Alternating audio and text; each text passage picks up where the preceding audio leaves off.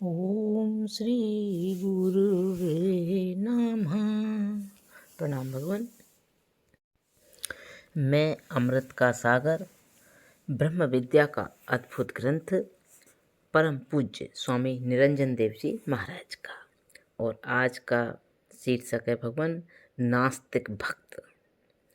हे आत्मन, अधिकांश भगवत प्रेमियों को, भगवत आराधकों को भगवान से कोई प्रयोजन ही नहीं है। हम भगवान के सम्मुख मांगने भर जाते हैं। यदि मांग न हो, काम न हो, तो मंदिर गुरुद्वारे जाने को भी मन नहीं कहेगा मन। घर से परमात्मा के मंदिर की ओर चलने से पूर्व हमारा मन हिसाब बैठा लेता है कि आज क्या क्या काम भगवान से करवाना है, क्या क्या मुझे मांगना है, क्योंकि हमें ऐसी आशा है कि वहाँ पुकार करने से मिल जाता है। यदि मिल जाए तो हम उन्हें 5 आने, सवा रुपया, 5 रुपया द्वारा धन्यवाद दे देते हैं, और नहीं मिला, कामना पूर्ण नहीं हुई, तो हम उसे छोड़ शीघ्र ही कोई नया भगवान चुन लेते हैं, जो हमारा शीघ्र एवं ठीक काम कर सके। भीतर से तो हम प्राय सकामी नास्तिक ही हैं। आस्तिक तो सफलता की आशा में बन गए हैं कि शायद उसे पुकारे, उसके द्वार पर खटखटाते जाते गाते बजाते रहेंगे तो हमारी मनोकामना पूर्ण हो जाएगी। हे आत्मन, तुम मंदिर, मस्जिद, चर्च, घर, गुरुद्वारा, तीर्थ, काबा, मक्का, गंगा जाते हो एवं फिर वहाँ जाकर अपनी मांग कामना सुनाते हो। मैं सच कहता हूँ कि जो कुछ तुम चाहते हो और वह सब कुछ तुम्हें हिंदू के मंदिर से मिलने की आशा न हो, और तुमसे कोई कह दे कि फला गांव के फला फकीर की फला मजार, कब्र, दरगाह पर जाने से सब कुछ मिल सकता है, तो तुम रात अंधेरे चोरी से मुसलमान फकीर की मजार, अजमेर वाले ख्वाजा साहब की दरगाह पर भी बिना विलंब पहुंच जाओगे। मांगने वाले का, नौकर का क्या भरोसा। आज इस द्वार पर खड़ा है तो कल किस द्वार पर आशा पूर्ति में खड़ा दिखाई पड़ेगा, कहा नहीं जा सकता।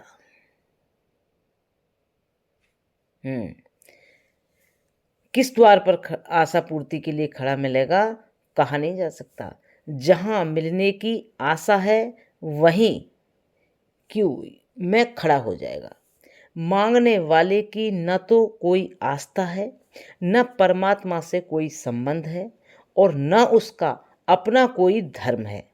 वह जो मांगता है, अगर कोई सब दिलाने का विश्वास दिला दे, वह जो मांगता है, अगर कोई शब्द लाने का विश्वास दिला दे और कहे कि तू प्रथम नास्तिक हो जा, तू प्रथम नास्तिक हो जा, इस शर्त पर मैं तेरी कामना पूर्ण कर देता हूं, तो वह तत्काल ही नास्तिक हो जा, तो क्या नंगा भी हो जाएगा।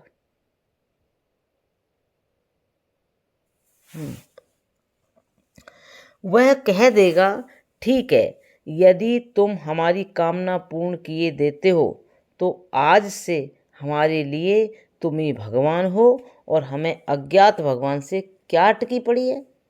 वह स्वार्थी कहेगा, हमने छोड़ा परमात्मा से, क्या हमें लेना देना है। हम तो इसीलिए जाते थे कि वह हमारा काम कर दे। हम परमात्मा के मंदिर में इसीलिए पुकारते थे कि हमें अमुक वस्तु, धन, व्यक्ति, पद, स्वास्थ्य प्राप्त हो जावे, परंतु परमात्मा उस कार्य को न कर पाया। यदि किसी आदमी ने विश्वास दिला दिया कि हम तुझे एक मंत्र देते हैं, उससे सभी कामना पूर्ण हो जाएगी, तो आज तक नहीं हुई। किंतु एक शर्त है कि तुम आज से परमात्मा का नाम न लेना, उसके द्वार पर न जाना, अन्यथा मंत्र सिद्ध नहीं होगा, कामना पूर्ण नहीं होगी।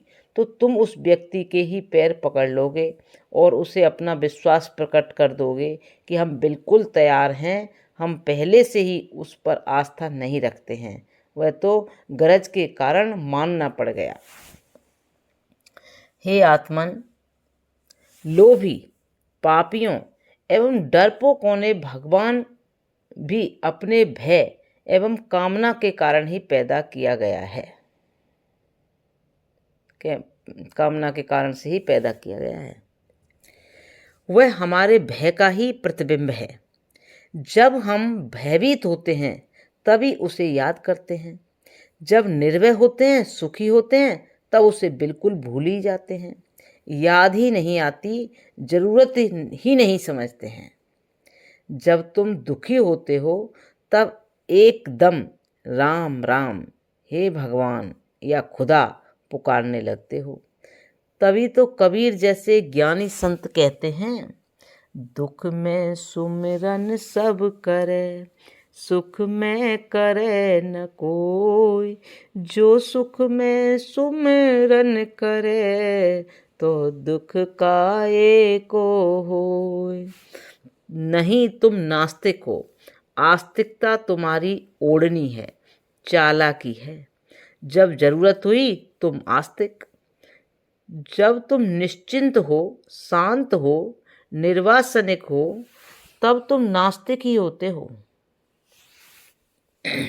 हे आत्मन, सकामी, भक्त एवं नास्तिक एक ही वस्तु के दो छोर हैं। एक तो परमात्मा को पहले से ही नहीं मानता है, उसे तो परमात्मा पर विश्वास ही नहीं है। दूसरा विश्वास उतना ही करता है जब तक कि कामना की पूर्ति की आशा है। कामना पूर्ण हो गई तो भी परमात्मा की तरफ से दृष्टि हटा लेगा, नहीं हुई तो हटा हुआ ही है एवं अन्य द्वार पर खड़ा हो जाएगा। भक्त सकामी है तो उसके नास्तिक होने में देर नहीं लगेगी। वह तो हिसाब बैठा कर रखा है कि मैं औरों की अपेक्षा मंदिर, मस्जिद, गुरुद्वारा, चर्च घर, तीर्थ आदि जाता हूँ, मेरा तो संसार सुखी होना चाहिए। लड़का, पत्नी, पति आज्ञाकारी होना चाहिए। दुकान, मकान, नौकरी, स्वास्थ्य ठीक रहना ही चाहिए।